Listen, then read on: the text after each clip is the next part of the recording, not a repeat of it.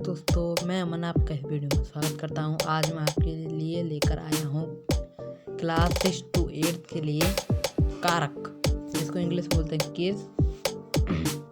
Okay, इसमें हम कुछ महत्वपूर्ण नोट्सों के बारे में जानेंगे। ओके, और महत्वपूर्ण नोट्स हैं इसमें, वही हम जान लेते हैं क्या क्या थे। कारक की विभक्तियों से संज्ञा या सर्वनाम क्रिया का संबंध होता है। ओके, यानी कि इसको कहें तो संज्ञा या सर्वनाम के जिस रूप से क्रिया तथा वाक्य के दूसरे शब्दों के साथ संबंध का पता चलता है उसे कारक कहते हैं। जैसे कि हो गया, जैसे कि उदाहरण के लिए, उसने मुझे ये प्रेरणा दी कि मैं उसका भला करूं। इसमें उसने मुझे प्रेरणा दी कि मैं उसका, इसमें आया ना कि, ये भी है। उसने जो आया है वो कारक है, और दूसरों का भला करो, ये प्रेरणा दी। ओके, उसमें जो ने था और के था, उसमें वो कारक होते हैं। कारक चिन्ह का परसर्ग या विभक्ति भी कहते हैं। कारक चिन्हों को परसर्ग या विभक्ति भी कहते हैं। जो कारक चिन्ह होते हैं उनको परसर्ग भी कह देते हैं, विभक्ति भी कह देते हैं। ओके, और विभक्ति जैसे कि संस्कृत में आते हैं ना, एक प्रथमा विभक्ति, द्वितीय विभक्ति, चतुर्थी विभक्ति, पंचमी विभक्ति, इनको कारक ही होते हैं। कारक के 8 भेद होते हैं। कौन से? कर्ता कारक, कर्म कारक, करण कारक, संप्रदान कारक, अपादान कारक, संबंध कारक, अधिकरण कारक, संबोधन कारक। ओके, इनके चिन्ह भी देख लेते हैं क्या क्या है। कर्ता ने, मतलब कर्ता ने, कर्ता का कारक है ने। मैं चिन्ह बोलता जाऊंगा और कारक। सॉरी, कोई ऐप डाउनलोड हो गया था। कर्ता ने कर्म को, कर्म का है को, करण से के द्वारा, मतलब करण जो है, करण का चिन्ह है वो है से। संप्रदान के लिए, मतलब जिसमें भी के लिए होगा ना, मैंने उसके लिए पत्र लिखा है। के लिए आया है तो उसमें संप्रदान होगा। उसको पत्र लिखा तो उसमें जो को आया है वो संप्रदान कारक होगा, को और के लिए। अपादान कारक का चिन्ह है से यानी कि अलग होना, कहाँ से और अलग होना। उदाहरण के लिए कहाँ से, उदाहरण के लिए बताऊंगा, अलग होना मतलब अपादान कारक से मतलब अलग होना। एक करण कारक का भी है से, उसमें किसी के द्वारा कोई काम होता है। प्रेरणा ने कलम से पत्र लिखती है, पत्र लिखा। प्रेरणा ने कलम से पत्र लिखा। इसमें दोनों आपस में जुड़े हुए हैं। और जो अपादान है, अपादान का चिन्ह है से, उसमें जो है वो अलग होता है। जैसे कि पेड़ से पत्ता गिरा, पेड़ से पत्ता गिर गया, से जो है इसमें अपादान कारक है। गंगा हिमालय से निकलती है, निकलती है ना, तो वो अलग हो गया, अलग हो जाती है। संबंध कारक में आते का, की, के, रारी, रे, नारी, ने। ओके, राम का भाई, राम की बहन, मेरी बहन, अपना भाई। ओके, ऐसे।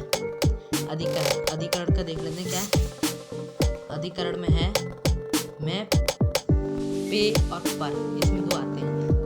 वो पेड़ पर बैठा है, वह पेड़ पर बैठा है, ये भी आता है इसमें। ओके, और पढ़ लेते हैं इसमें। क्रिया के करने वाले को कर्ता कहते हैं। कर्ता किसे बोलते हैं? जो क्रिया को करता है उसको बोलते हैं कर्ता। जैसे ऑब्जेक्ट, इंग्लिश में बोलते हैं तो ऑब्जेक्ट। उसके बाद है संज्ञा। जिस संज्ञा शब्द पर क्रिया के कार्य का फल पड़ता है उसे कर्म कहा जाता है।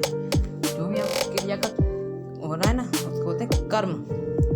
इसमें 8 पद दे रखे हैं। पहले हो गया कर्ता, कर्म, करण, संप्रदान, अपादान। इनको देखेंगे, फिर बाकी के अभी और हैं मेरे पास, अगले फोटो में वो। ओके,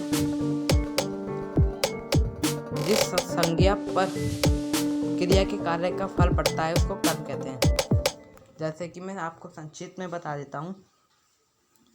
वाक्य में कर्म शब्द का वह रूप है जिस पर क्रिया का फल पड़ता है। ओके, क्रिया का फल मतलब क्रिया किसके लिए हो रही है, उसको बोलते हैं कर्म।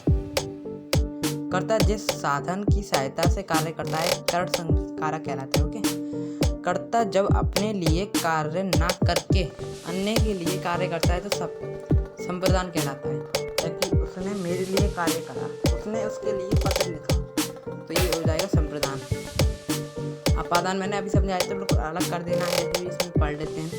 संज्ञा सर्वनाम के जिस रूप से अलगाव वह तुलना का बोध हो, अपादान मतलब से हटके हो इनसे। ओके, और मैं नया फोटो लेके आऊँगा, उसमें भी बताता हूँ क्या है। उसमें आगे के वो है ना, और अभी कितने हुए हमारे 1 2 3 4 5 हो गए, बाकी के अभी नेक्स्ट फोटो में वो लेके आता हूँ मैं। ये हमारी नेक्स्ट फोटो है, ये इसको पढ़ लेते हैं। इसमें संबंध है, अधिकरण है और संबोधन है। संज्ञा के जिस रूप से किसी एक वस्तु का दूसरी वस्तु से संबंध पता चलता है संबंध कारक कहलाता है। ओके, संबंध होना चाहिए किसी चीज से, वो संबंध कारक कहलाता है। संज्ञा के जिस रूप से किसी एक वस्तु या दूसरी वस्तु में से संबंध होता है उसको बोलते हैं संबंध कारक। इसमें कोई समझाने की बात नहीं है, आप समझ रहे होंगे। जिस रूप से क्रिया का आधार, जूम कर देता हूँ, जिस रूप से क्रिया का आधार स्थान का पता चले वह अधिकरण कहलाता है। अधिकरण कारक क्या होता है?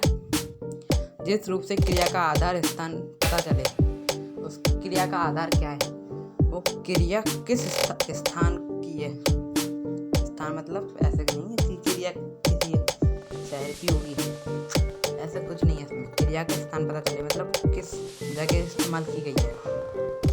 संज्ञा के जिस रूप से पुकारने संकेत करने का बोध होता है संबोधन कहलाता है। जैसे बोलते हैं ना, विभक्ति में आता है ना सबसे लास्ट में संबोधन, वही होता है। जैसे कि इसमें बता रखा है, संज्ञा के जिस रूप से पुकारने संकेत करने का बोध हो। मैंने पिछली वीडियो में संस्कृत भी पढ़ाए थे ना, पिछली वीडियो में संबोधन भी आता है। संबोधन होता है हे रामा, हे रमो, हे रमा, आता है ना, तो उसमें पुकारना होता है हे रामा में भी पुकारना होता है। तो यही थी आज की वीडियो। आपका नोट्स हैं ये, आप कॉपी में उतार सकते हो। वीडियो अच्छी लगी तो लाइक करें, सब्सक्राइब करें, कमेंट करना ना भूलें और बेल आइकन दबाना भी ना भूलें, जिससे कि हमारी वीडियो आपके पास तुरंत आया करे। ठीक है, वीडियो को ये एंड करते हैं। बाय बाय, धन्यवाद, शुक्रिया। और मैं दोबारा बताऊँ, सब्सक्राइब या लाइक करना ना भूलें, बेल आइकन दबाना तो बिल्कुल भी ना भूलें। Bye bye.